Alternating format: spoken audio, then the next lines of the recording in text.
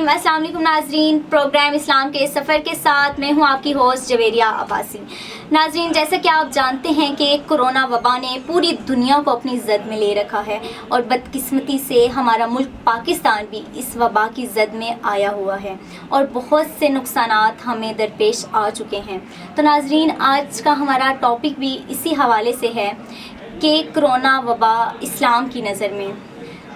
آج ہم اسی موضوع پر بات کریں گے اور ہمارے ساتھ ایک بہت ہی معروف و مشہور شخصیت موجود ہیں جن سے ہم آج بات کریں گے کہ ایسے کون سے احکامات، ایسے کون سے اقدامات اپنائے جائیں جن کو اپنا کر ہم اس وبا سے بچ سکتے ہیں، اس وبا کے پھیلاؤ سے بچ سکتے ہیں۔ تو اسی حوالے سے بات کرنے کے لیے ہمارے ساتھ پروگرام میں موجود ہیں مفتی محبوب الرحمان صاحب۔ بہت شکریہ مفتی صاحب، آپ نے ہمیں اپنا قیمتی وقت دیا۔ بہت شکریہ۔ تو مفتی صاحب بتائیے گا کہ یہ جو وبا پھیل رہی ہے تو اسلام کی نظر میں ایسے کون سے احکامات ہیں جن پہ ہم عمل کر کے تو اس وبا سے بچ سکتے ہیں، بتائیے گا۔ بسم اللہ الرحمن الرحیم۔ سب سے پہلے میں A1 ٹی وی آپ کی پوری ٹیم کا اور آپ کا شکریہ ادا کرتا ہوں کہ آپ نے آج اس پروگرام کے اندر مجھے مدعو کیا۔ نہایت ہی اہم ٹاپک ہے اور اس حوالے سے ہم نے جو گفتگو کرنی ہے قرآن و سنت کے حوالے سے اور نبی پاک صلی اللہ تعالیٰ علیہ وبارک وسلم کے اپنے عمل مبارک سے۔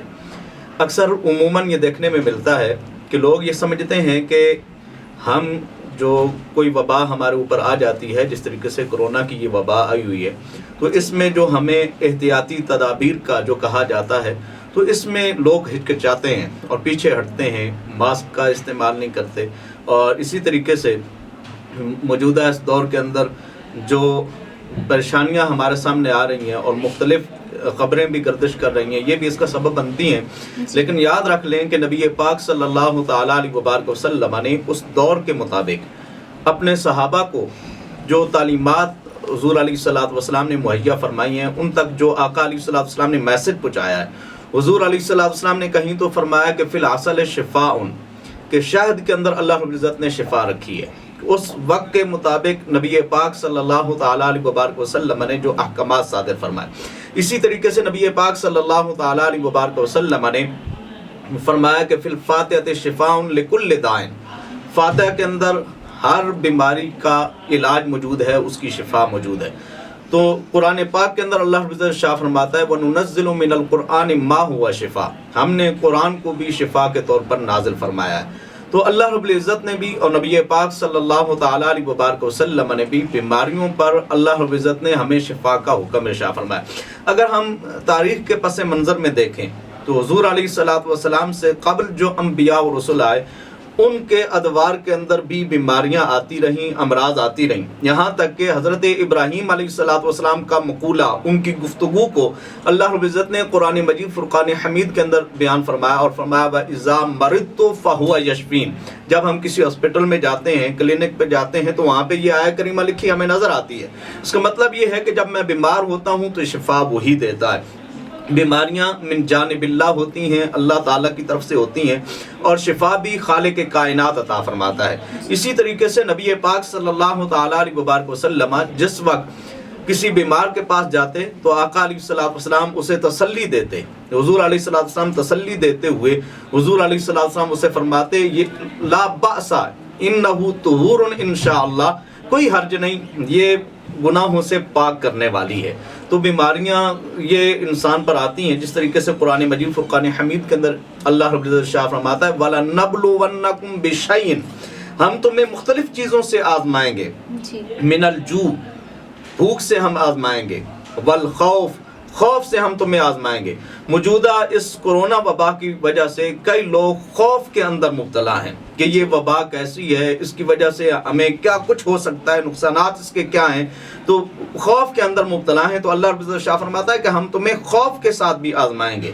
وَنَقْصٍ مِّنَ الْأَمْوَالِ وَالْأَنفُسِ وَالثَّمَرَاتِ، اور اس وبا کی وجہ سے پوری دنیا پہ کیونکہ یہ وبا پھیلی ہوئی ہے تو اس کی وجہ سے جو ہماری تجارت ہے وہ بالکل نیچے کی طرف جا رہی ہے، اور خسارہ ہی خسارہ ہو رہا ہے ہر طرف. اور جتنے بھی لوگ یہاں تک کہ جو دیہڑی دار لوگ ہیں جو مزدوری کرتے ہیں ان کے لیے زیادہ پریشانی کا باعث بن رہی ہے. تو اللہ رب العزت شاہ فرماتا ہے کہ ہم تمہیں آزمائیں گے, تمہارے پاس تمہارے جو مال ہوں گے ان اموال کے اندر کمی ہوگی, تمہارے پھلوں کے اندر کمی ہوگی, مختلف طریقوں سے اللہ رب العزت آزماتا ہے.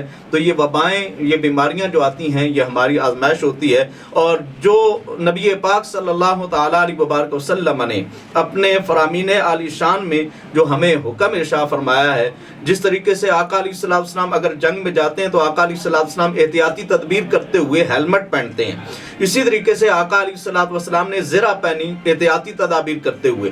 حضور علیہ الصلوۃ والسلام کو اللہ رب العزت مطلع فرما دیتا تھا, لیکن پھر بھی آقا علیہ الصلوۃ والسلام نے کئی مواقع پر اپنی طرف سے لوگوں کو بھیجا تاکہ حالات کا پتہ کر کے آئیں. تو یہ آقا علیہ الصلوۃ والسلام نے امت محمدیہ کو بتانے کے لیے کہ جس وقت ایسے پرکٹھن مراحل آ جائیں تو اس وقت تمہیں احتیاطی تدابیر کو اپنانا چاہیے. جی سر, تو مزید اگلے سوال کی طرف چلیں گے. تو ریاست میں کو ایسے کون سے اقدامات, ایسے کون سے احکامات کرنے چاہیے جس سے اس وبا پر بھی قابو پایا جا سکے اور اسلامی تقاضے بھی پورے کیے جا سکیں؟ دیکھیے یہ بہت اہم بات ہے. سب سے پہلی بات تو یہ ہے کہ جو اسلامی ریاست ہوتی ہے اس کو اسلامی قوانین اور ضوابط کا خیال رکھنا چاہیے. دوسری چیز یہ ہے کہ جو اسلامی مملکت ہے, چاہے کوئی بھی کنٹری ہے, پوری دنیا پہ یہ وبا پھیلی ہوئی ہے, تو اس کے لیے جتنی بھی احتیاطی تدابیر ہیں شروع سے لے کر اس وقت تک ان کا اعلان بھی کیا جاتا رہا ہے. اور کوئی بھی جو عالمی وبا ہوتی ہے اس کی روک تھام کے لیے صرف ایک ملک نہیں بلکہ پوری دنیا والے مل کر اس کے لیے, اس کے خاتمے کے لیے کام کرتے ہیں. کئی ایسی بیماریاں سابقہ ادوار کے اندر گزری ہیں جو 10-10 سال, 9-9 سال اور کئی 2 سال, کئی 5 سال تک ان کا عرصہ محیط رہا اور کئی اس میں اموات ہوئی ہیں. اور ان میں ہم نے دیکھا ہے کہ جو آمد و رفت کے جو ذرائع ہیں, ارسال و ترسیل کی وجہ سے وہ بیماریاں زیادہ پھیلی ہیں.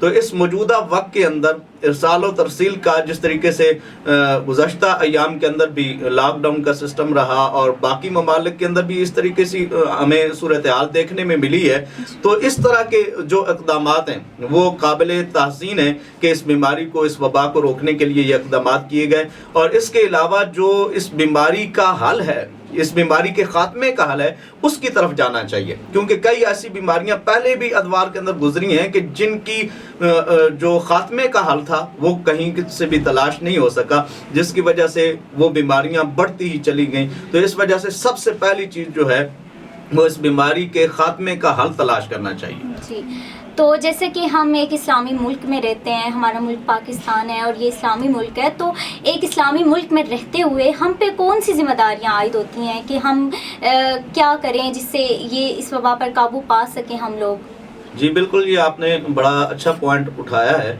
اکثر یہ ہوتا ہے کہ حکومت کی طرف سے جس وقت کوئی اعلانات ہوتے ہیں اور اس کی طرف سے روک تھام کے جس وقت آرڈر جاری ہوتے ہیں تو ہم ان کی پابندی نہیں کرتے. تو جیسا کہ ہم پاکستان میں رہتے ہیں, پاکستان ایک اسلامی ملک ہے, تو مسلمان ملک ہونے کے ناطے ہم پہ کیا ذمہ داریاں عائد ہوتی ہیں مفتی صاحب؟ جی بالکل, اسلامی مملکت میں رہتے ہوئے جو ہمارے لیے ضروری ہے, سب سے پہلے نبی پاک صلی اللہ تعالیٰ علیہ وبارک وسلم کا فرمان عالی شان ہے, تمہارے لیے امیر کی اطاعت لازم ہے. یعنی جو تمہارا بادشاہ وقت ہو اس کی اطاعت, اس کی فرما برداری تمہارے اوپر لازم ہے.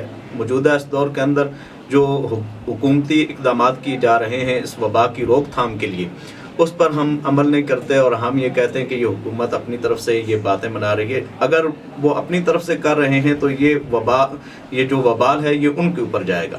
لیکن ہمارے اوپر جو لازم ہے, اسلامی ریاست کے جو حقوق ہمارے اوپر ہیں وہ یہی ہیں کہ ہم ان کے مطابق ہم عمل کریں جس طریقے سے ہمیں کہا جاتا ہے. مقننہ کا یعنی جو قانون نافذ کرنے والے ادارے ہیں ان کا ہم احترام کریں, یہی ہمیں اسلام درس دیتا ہے. جی, تو مفتی صاحب ریاستی احکامات کے متعلق اسلام ہمیں کیا درس دیتا ہے؟ ریاستی اقدامات جتنے بھی ہیں ان سب کی پیروی ہمارے اوپر لازم ہے. جس بھی ملک کے اندر کوئی آدمی رہتا ہے وہاں کا قانون वहाँ के जो बाशिंदे हैं उसके मुताबिक जिस तरीके से वो ज़िंदगी बसर करते हैं उस तरीके से हमें भी अपनी ज़िंदगी बसर करनी चाहिए। लेकिन उसमें ये है कि अगर मुसलमान और गैर मुस्लिम इकट्ठे रहते हैं तो मुसलमानों को अपनी इम्तियाज़ी जो बरतरी है उसको ज़ाहिर रखना चाहिए ताकि लोगों को पता चले कि ये मुस्लिम है, मुसलमान है। जी, अभी जैसा कि मैंने जिक्र किया था कि अगर तारीख़ी पस मंज़र की तरफ नज़र दोहराई जाए तो तब भी बहुत सी वबाएँ थी। तो मुफ्ती साहब बताइएगा कि उन वबाओं पर उस वक्त कैसे काबू पाया गया था? जी, कई ऐसी वबाएँ हैं जो साबका अदवार के अंदर रही हैं, जिस तरीके से मुख्तलिफ़ किस्म के बुखारात जिनमें ज़र्द बुखार का ज़िक्र आता है, इसी तरीके से ताउन की बीमारी है उसका ज़िक्र आता है, और कई ऐसी बीमारियाँ जिनका नाम हमें मिलता है साबका तवारीख़ के अंदर, लेकिन उनके इलाज हमें कहीं मुयस्सर नहीं आते कि उनका इलाज किस तरीके से किया गया। जिस तरह के हम देखते हैं कि स्पेन के अंदर जो बीमारी आई उसका उस वक्त इलाज हमें नहीं मिल सका, लेकिन बाद में हमें इसका ये पता चला कि उसके पानी के कमी की वजह से जिस वक्त अल्लाह ताला ने करम फरमाया, बारिशें हुई तो उसका जो असर था वो ख़त्म हो गया। इसी तरीके से कई बीमारियां ऐसी हैं जिनके असबाब का पता चल गया, फिर उसके मुताबिक उनकी अद्वियात का भी हल निकाला गया, और कई ऐसी बीमारियां हैं जिनका हल ही मालूम नहीं हो सका। जब हल मालूम ना हो तो फिर उनके लिए अद्वियात कहाँ से मुयस्सर की जा सकती हैं।